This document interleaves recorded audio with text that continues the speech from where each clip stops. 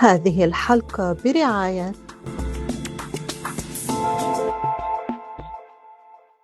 بيوت تدمر، ممتلكات تمحى، وأرزاق ضاعت في لحظات، وخلف هذا الركام أرواح غابت إلى الأبد، وأحلام انطفأت معها، وقلوب تركت الحرب فيها جرحا لا يرمم. من لبنان، من الجنوب وبنت جبيل، مشهد الدمار يفتح بابا أكثر من مجرد الخسارة، باب القانون والمحاسبة.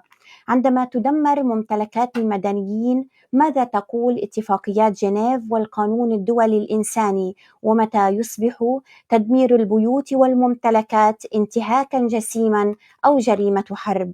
وماذا عن اللبناني الذي يعيش هنا في أمريكا، والذي بنى بيته في وطنه من تعب غربته ثم خسره تحت الركام؟ هل تضيع حقوقه مع بيته، أم أن للقانون كلمة أخرى؟ اليوم نفتح هذا الملف مع ضيف المحامي الشهير الأستاذ نبيه عياد. نسأل عن الدمار والحقوق والمسؤولية والتعويض. When entire homes and neighborhoods are destroyed, we're not talking about buildings alone. We're talking about homes, properties, investment, and the right of thousands of civilians. International humanitarian law provides rules to protect civilian and civilian property during armed conflict.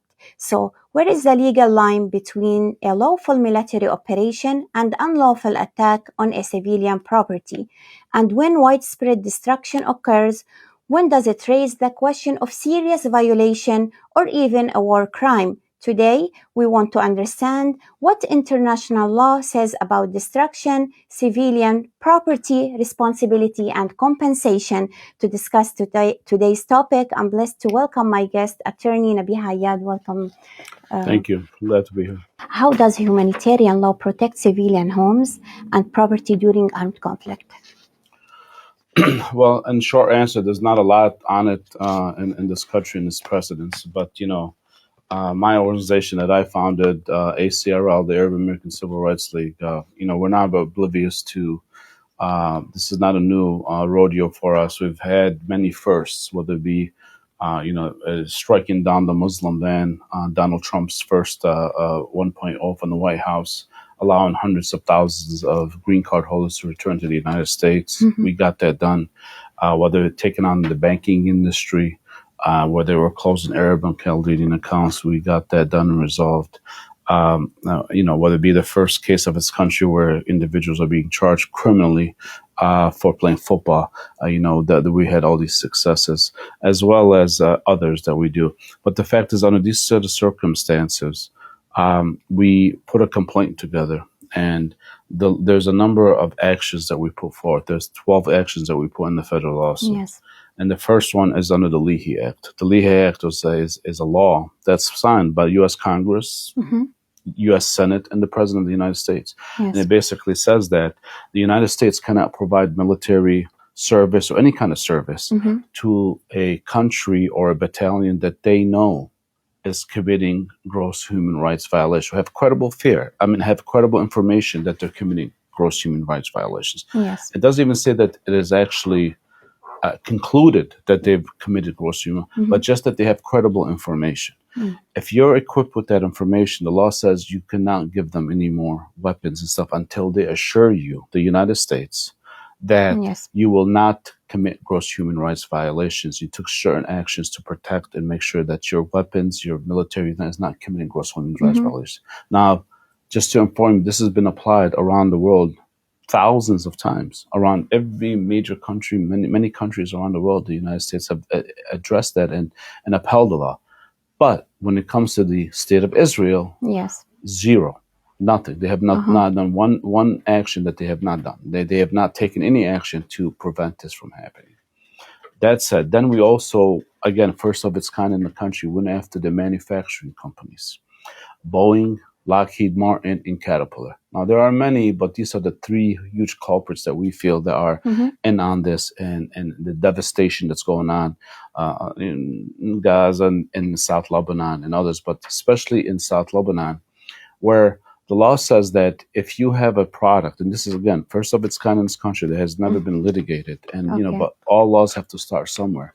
And what it says is that if you give your product to an individual entity, company, or state, and you know that that product is going to be used to hurt and damage civil human rights and what have you, you have to seize that. You cannot do that. Okay, there's been liability across the country as to things of this nature, whether it be pharmaceutical industry, whether it be a products, whether it be a Roundup, whether it be a banking industry.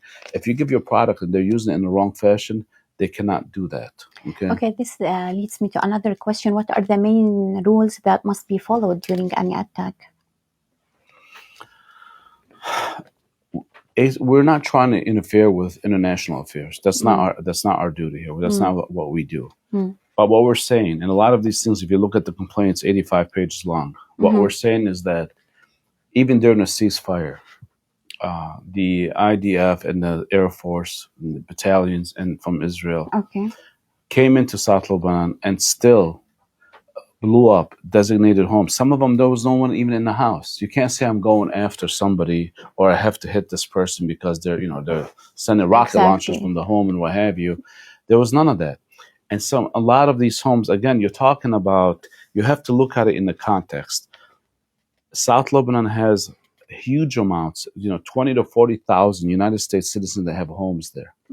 We have people that worked, like our chairman his father worked for 30 years at Ford to build his house down there. We have individuals, 2 school principals, high school principals here in southeastern Michigan that were high school principals, both mom and dad, and they blew up their house. We have individuals that have pictures with the owner of the house with Bill Clinton, Hillary Clinton, that has been mentioned in congressional matters, and they still blew up their house. The law of engagement, when you say when there's a war going on or there's some skirmish that's going on, it's a different being when you know damn well these are United States citizens' homes. And I don't care if they're in Lebanon or they're in Mexico, in the Caribbean, or South Florida. These are United States citizens' homes. Exactly. You need to take action to make sure that our greatest ally has this information. They know these homes. They know who occupies them. Why are they going and destroying United States citizens' homes? This is not a blank out war. They're in like the World War II or something. No, they know these homes are occupied by United States. And why are you touching them? Unless they have very credible information that somebody, say from Hezbollah, somebody that went in to that home and they're in active military context, then there's a justifiable action possibly on their part. But as to actual homes, some of them, like I said, the homes were unoccupied. They put TNT around those and they blow them up. That is blowing up United States citizens' homes who our tax dollars are paid to fund that military overseas. Even so, does the presence of military target in residential neighborhood justify the destroying of large number of surrounding? Absolutely not. I mean, even the president of the United States, Trump said it in his. I mean, we're using him as an exhibit as well as we did in the Muslim ban. I mean, he's our best exhibit, and he says that if a guy walks in that's associated with Hezbollah in a building. They have houses, a number of families. You don't destroy the whole goddamn building, because one guy walked into a building, okay? It's the same idea. Would we sit here in the United States, if there's a gang that sat there and killed somebody and they housed in the city of Detroit, does the governor or the president or the mayor surround the city of Detroit and carpet bomb the entire city of Detroit? No. That's called the war crimes. You cannot do that. Exactly. So military necessity, it's not a blank check, right? Absolutely, it's not a blank check. But Israel is getting a blank check. And this is what this lawsuit is about, is to stop that blank check and say that your check has been found NSF, non-sufficient funds, because that's what's going on with Israel right now. So it may goes from violation to a war crime at this point. Absolutely, it's a war crime. When you sit and destroy civilians' homes that have nothing to do with the activities that are going on, that is a war crime. When you sit there and put white phosphorus on their farmland, so that way they have nothing, they're poisoning the land, so you have nothing to come back to. Exactly. When you blow up roadways, when you stop infrastructure and destroy waterways, whatever it may be, that is a war crime. Based on this point, you said, what precautions should have been taken before destroying any civilian home? It's not, they shouldn't destroy any civilian home, but what precaution they should do? Well, if they destroy a civilian home, they better have damn well good reason to do so. They always have okay, reasons. I mean, they keep saying this. We've seen it in Gaza where they made the whole entire Gaza Strip into a parking lot. They kept saying Hamas, Hamas, to tell people go from here to there. In this situation in South Lebanon, we see the carpet bombing that they're doing. They're using some of the bombs that the strongest bombs since Hiroshima in World War II that they've been using in South Lebanon. They continue to blanket carpet the entire South Lebanon to a degree where it's absolutely in violation of international law. But does giving a warning automatically make an attack lawful? Absolutely not. That's the That's propaganda that they sell you, and they tell you, oh, leave here, we're going to sit there and destroy your home. Yeah. Who the hell wants to leave their home? They've been in there for generations. And you're telling me leave my home because it may get destroyed. It's ridiculous. They put this PR out there that makes it any more reasonable or nicer in a humanitarian level. Absolutely not. Because then they go to another area, then they bomb another area. Then you tell them to go to another area and they bomb another area. And under Geneva Convention, can a pattern of destruction help determine whether military operation were lawful? It would show that there's a pattern as a institutional position by the government of Israel to continue to destroy these neighborhoods, these cities in South Lebanon, these villages, the cities, and everywhere else in South Lebanon. No, it does not make it lawful. Just because you're doing it across the board, whether it be Gaza or the West Bank or Lebanon or South Lebanon, does not make it lawful under international law. Mr. Ayad, do you agree with me that destroying an entire area to stop people from returning legally different from destroying one home during a battle? Absolutely not. You're trying to prevent people from coming, right? You're talking about two individuals. The prime minister of that country is wanted for international war crime. Gallant, the Secretary of Defense, basically is wanted for a war crime. When Gallant basically says, Ben Gavir says all of Lebanon should burn, this is the mindset that it's going on. Yeah. I mean, this is a genocidal mindset. Exactly. It's absolutely fundamentally wrong against any conscious or civilized people around the world. Does the mere presence of fighter or a weapon inside the civilian makes the entire building a lawful target? Absolutely not. When you know that there's certain individuals there that when you have a person supposedly goes into a building and you know that there are civilians in that building, especially a large number of civilians, absolutely you cannot sit there and target the entire building and blow it up. I mean, that's exactly what Israel's been doing.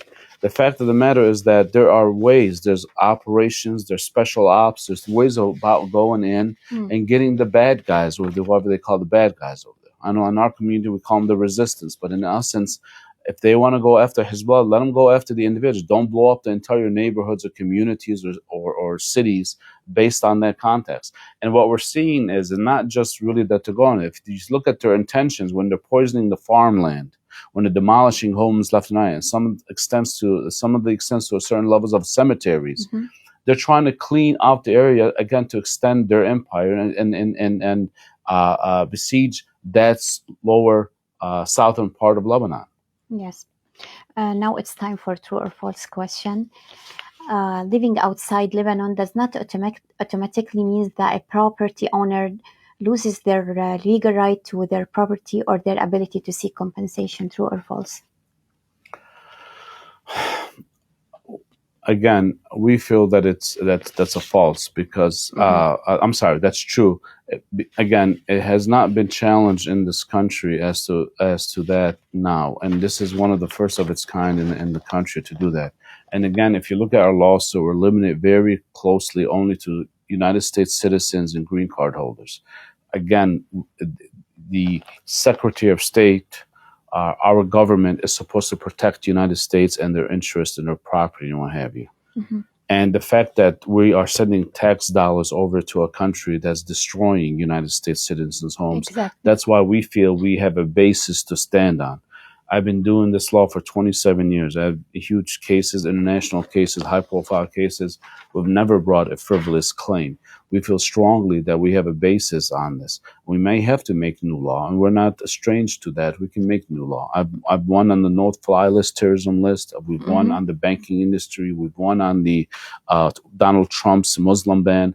So we're no strangers to firsts. Okay, let's bring this closer to the Lebanese community in the United States. If the property owner is Lebanese but also a U.S. citizen, does a U.S. citizenship give him any legal advantage in seeking compensation for property he owns in Lebanon?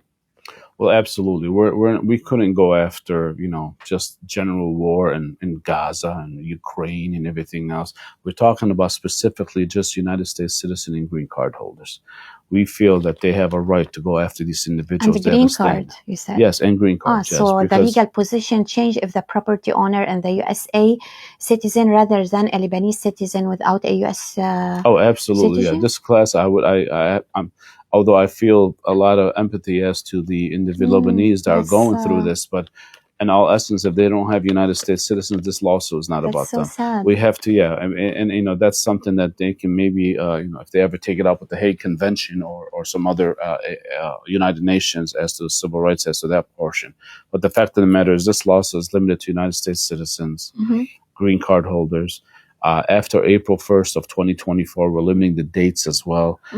We're making it very clear this is who it's limited to. Okay, we're not even going after loss of life. We're going just as to property of United States citizens and business and the trespass where they lost the use of their property. Let's talk about the barrier. Even if the property owner is a U.S. citizen, what legal barrier could prevent him from bringing a claim in U.S. court?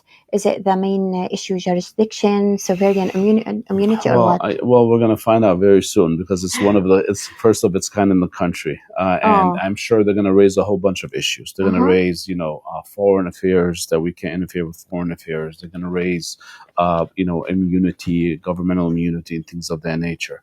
But we feel strongly that they're violating the Leahy Act, at least the Secretary of State is, he's responsible for that, as well as these manufacturing companies, again, for limited United States citizens. I mean, again, if I go on vacation, for instance, in Mexico or the Caribbean or South America, I'm a United States citizen, and, a certain company is providing, whether it be, health products or military products or any kind of other products that damage me or my family, I have the right to sue those companies when they knew or should have known that these products were going to be used in the wrong fashion.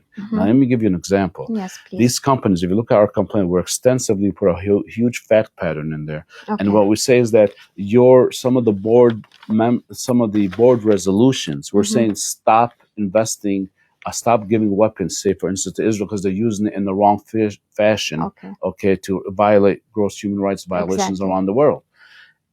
Some of, like Norway, for instance, their biggest fund, they withdrew from Caterpillar, saying that we're not going to invest, or other military companies, that we're not going to invest in you because you're committing gross human rights violations.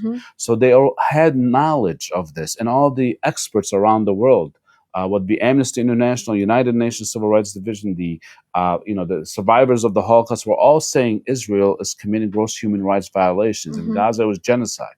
So, I mean, the fact of the matter is that they knew this. The idea is if you know your product is going to be used in a certain way. And they already know. And the United States called negligence and negligent entrustment. You're giving your product, for instance, it's no different than you giving, you're selling a product on the street where children are going to end up either swallowing it in a wrong way, or it's going to impact children, what have you. Or you don't know the result. Especially when you knew or should have known. And that's what the law says is this. So again, it's first of its kind in the nation. And we feel strongly that they should be held liable, just like any other lawsuit or any other civil action that we have in the United States. How about if thousands of Lebanese living abroad own houses or property in Lebanon that have been damaged or destroyed? Is there a legal way for them to pursue their claims collectively rather than filing separate claims individually? Well, yeah, this lawsuit itself is a class action lawsuit. Yes. Okay, we have to get certified by the federal court as a class action. So we're saying this is the class. The class, you have to limit it. Is it in the process? Yeah, this is what the federal lawsuit we filed in the Eastern District here in Michigan is a class action lawsuit, which means technically I can have one people. We have 16 individuals, and with more and more coming every day. That's representative of the class. And the class basically is, again, United States citizen, green card holders. After April 1st, 2024, they had damage to their real estate, property, or businesses. They were deprived of their property in South Lebanon or Lebanon itself. Many Lebanese Americans have spent years sending money from United States to build purchase homes in Lebanon. Does the fact that the property was financed with money earned in the United States have a legal significance when seeking compensation, or no? It doesn't change the fact. It's more important in that they're a United States citizen or green card. That's the defining factor. Where they get their money, how they got their money to purchase that property is not really a big significance. But I mean, it shows how important personal there was. I mean, one of the chairman's the father, he worked 30 years in Ford Motor Company here in southeastern Michigan. Saved enough money to build his house in Lebanon. Okay, you have stories like that all around. I had talked to an individual yesterday from he's in Virginia now, but he was in Chicago before, and he was a doctor, and he spent his years here in the United States and advising the government as well as the United States. And they blew up his childhood school. They blew up his home. And he even wanted to offer us some money to help. I said, well, no, we're not taking any money. This is Israel is doing this for the community. And for the property owner, how important is it to document the damage, and what evidence should they preserve? Well, the evidence they want is that they show that legal ownership, okay, that they have the property, where the property is at, the legal documents to show that they're the owners to stand within that class. Yes. So. If a Lebanese person in the United States told you, today my home in Lebanon was destroyed and I don't know where to start, what are the first 3 legal steps you should advise them to take? What's the first step? Well, this is why we brought this lawsuit. I mean, the community was so upset at what's going on. They're seeing their home, their fathers, their mothers, and some of them named their homes after their deceased father in honor of their fathers and mothers, ancestors that the homes built were there for many, many generations. And I felt as ACRL, we have to do something. Okay, the community wanted us to do something. And, we'd be damned if we sit idly by while, they're destroying our community's homes in South Lebanon, especially when the United States citizens and green card holders. If it's fundamentally wrong, especially when our tax dollars are going to that government that's destroying our U.S. citizen homes. Unfortunately. So what I would say to them is join this lawsuit, because, again, there hasn't been a lot of precedence on this. It's first of its kind in the nation. And we intend to succeed on this. You got to remember, they got the help laws. By that. Yeah, the laws in this country. If you remember Brown versus Board of Education, where African Americans could not go to school with white children, it took a number of lawsuits in order to bust that door down and allow African American to go in school with children. So we have to start somewhere as a community. We're not going to just sit here. Did start, right? Oh, absolutely. We filed a federal claim. I know, yes. And we know. Yeah, I mean, we made a federal claim. Can you talk about it, please? Well, yeah, absolutely. I mean, it's an 85-page complaint. Like I said, we sued the Secretary of State Rubio, telling him to do his job, because he's not doing his job. There's 700-800 complaints that are coming in for gross human rights violations. They're not doing anything about it when it comes to the state of Israel. Okay, and that is what we call desperate treatment. We call that you do it for other governments, other nationals, but you're not doing it for the Lebanese here. Why? When it comes to Israel. Well, that's what we're saying. It's a violation of the Administrative Procedure Act. You're treating us differently. It should be equal to all. Absolutely. Yeah. As well as these manufacturing companies that basically their board resolutions have told them don't supply these weapons because they're using them in the wrong fashion. Okay, they're supposed to be for military, for war and what have you. They're using them against civilians. Stop supplying them.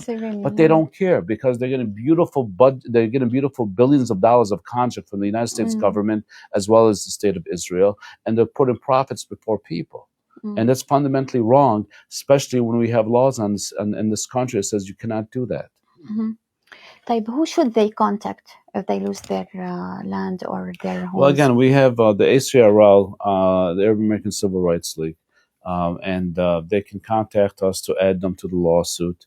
And again, I mean, we have a class action also pending, but in case the judge does not certify it as a class action, then we're going to have individual plaintiffs. So they need to still contact us so we can sign them up. We have an intake form, we have a retainer agreement, we have explains everything to them, and then we take it from there. And a specific document they should have? Or? Well, I mean, yeah, down the road, they have to show that they have ownership. You can't just come in and complain saying, my house has been blown up, but you can't show it's and yours. The damage, that you own, that you own the house, you know.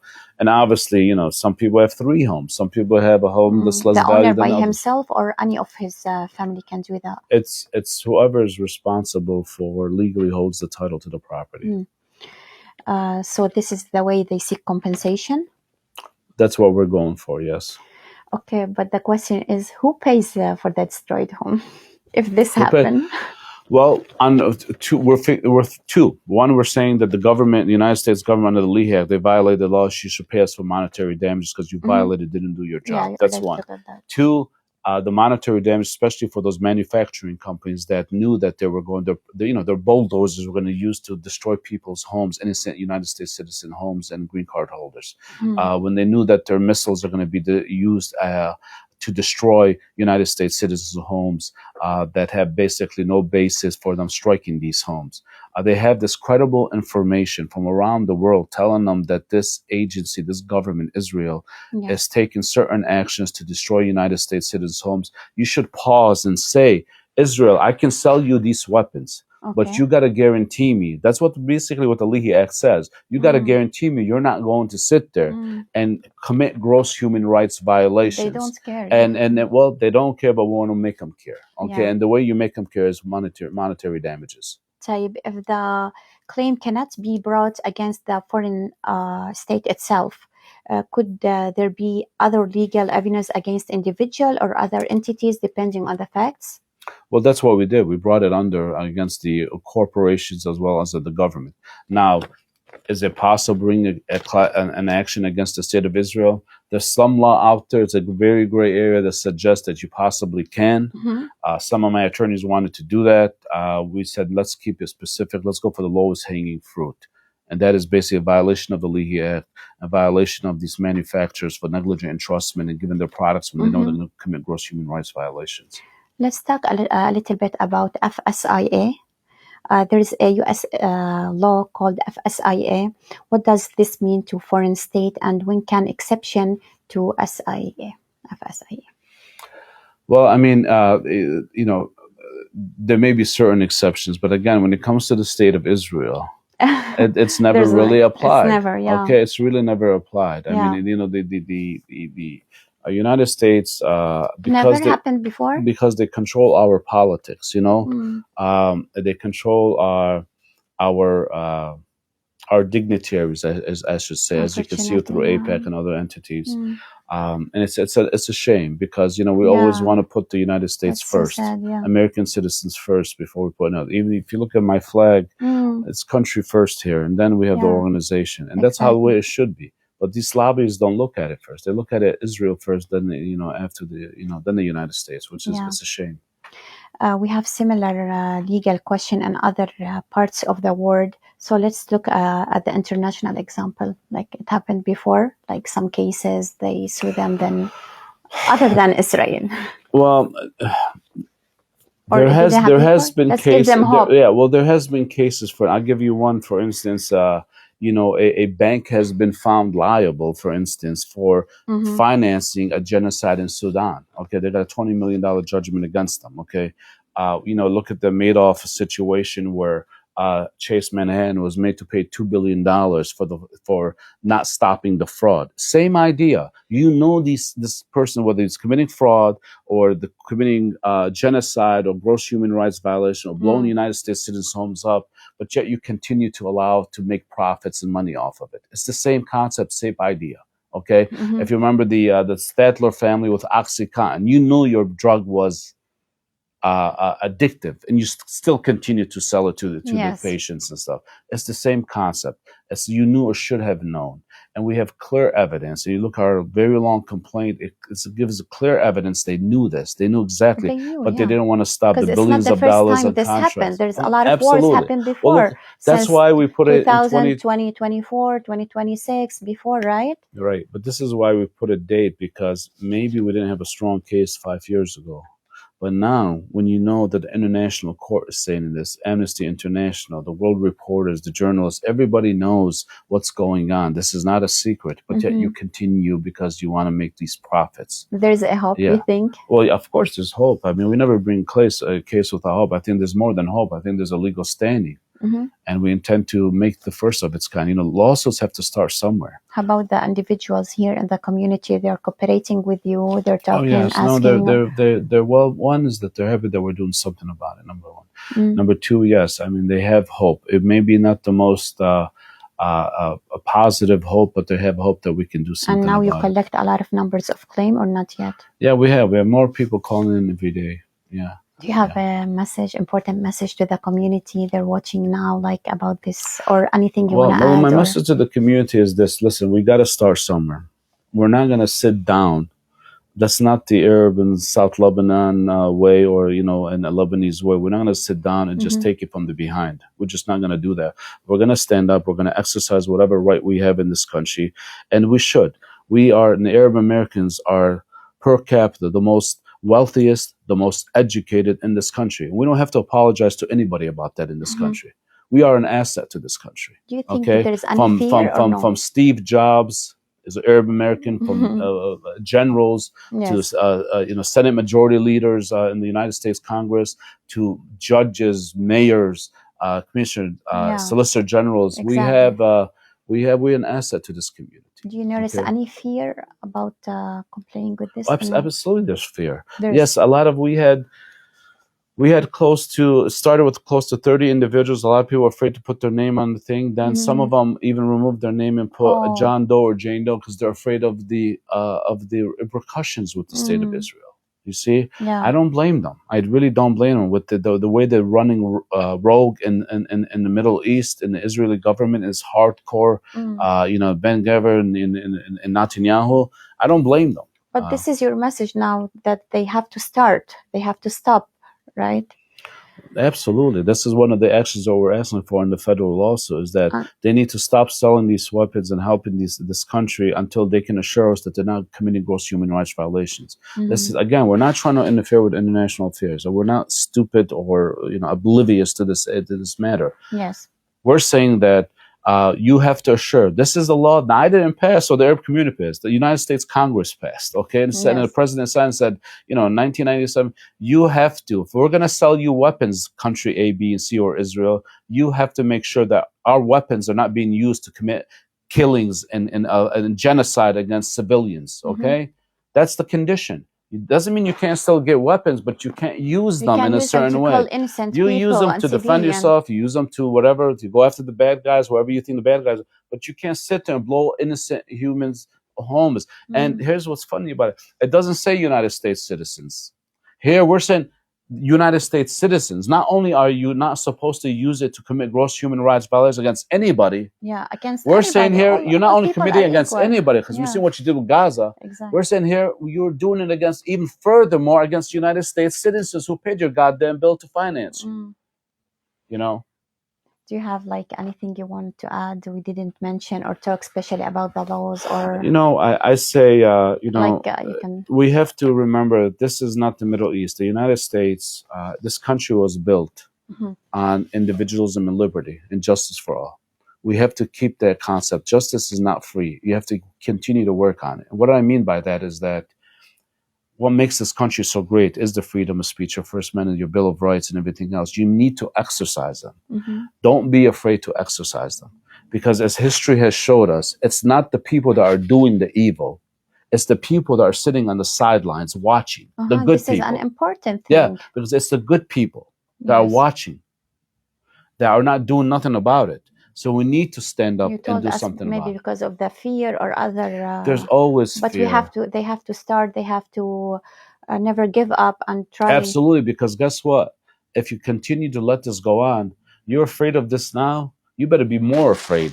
I mean, you're talking about the Secretary of State now saying, if you even denounce Israel, or we're going to take your citizenship away, or we're going to sit there and not allow you in this country, which is a violation of the First Amendment. You can criticize everybody. You can even criticize your own government, but you can't criticize the state of Israel. It's ridiculous. That's so weird. So if you think by sitting on the sideline that you're safe, wait another 5 or 10 years. You're going to wish you jumped in this game right now, because what Martin Luther King Jr. said, injustice anywhere is a threat to justice everywhere. That's what's going on now. If you think this is not going to impact you, it's just dumb over there, let's stay quiet over here. Watch out, because right now they're moving to pass laws in this country where you can't criticize Israel, you can't stand up, you can't demonstrate. You know, I represented the students at Wayne State with a number of other attorneys for the encampments. We resolved that lawsuit, what have you. But the fact of the matter is, if you think by just standing on the sidelines and not doing anything, this storm will pass, that's not going to pass. It's going to be more of a storm. It's going to come a hurricane down the road on you. We have to, each and every one of us, do our part. That's the only way. That's what I mean by not sitting on the sidelines. Stand up. You know, take the courage to do that, because again, if you think it's bad now, you know, freedom isn't free. Okay, it never is free. There's a price that paid. Okay, you ask the African American community with the lynching and the slavery and this and that, and even in this country, you cannot just sit idly by on the side thinking, oh well, this is how it is today. You know, it'll never change. Absolutely not. History has showed us it will change if you don't step up. Do you have any support from any political party about this, or no? I mean, a party, it's we have a lot of the party does believe, especially the Democratic Party, believe what's going on is wrong and what have you. I get a lot of texts and emails saying, thank you, Nabih, for your courageous, thank you, Nabih, for standing up. Somebody has to do it. Thank you. You know, I get a lot of thank yous as to that. And then you get a lot of hate mail, of course, on Facebook, but it's not, this is nothing new. Go back to your home country. You know, I mean, I remember after 9/11, I was defending a lot of them. You know, they used to call my office and make death threats to my secretaries. Okay. You know, you effing camel jockey, you know, you're going to kill you, get the F out of this country. You don't like this country, this and that. We had all those, but that's, you know, civil rights, you have to stand up. You have to have the courage. Without courage, don't be a civil rights attorney.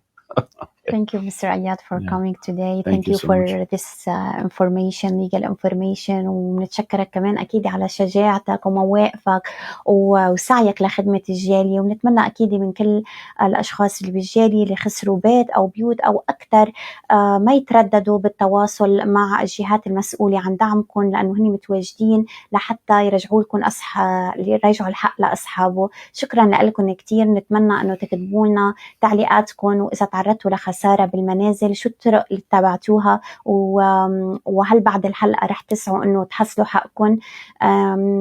رح إن شاء الله نشوفكم بأوقات جديدة وبحلقة جديدة من بانوراما الجالية. دمتم بأمان الله وحفظه ورعايته. إلى اللقاء.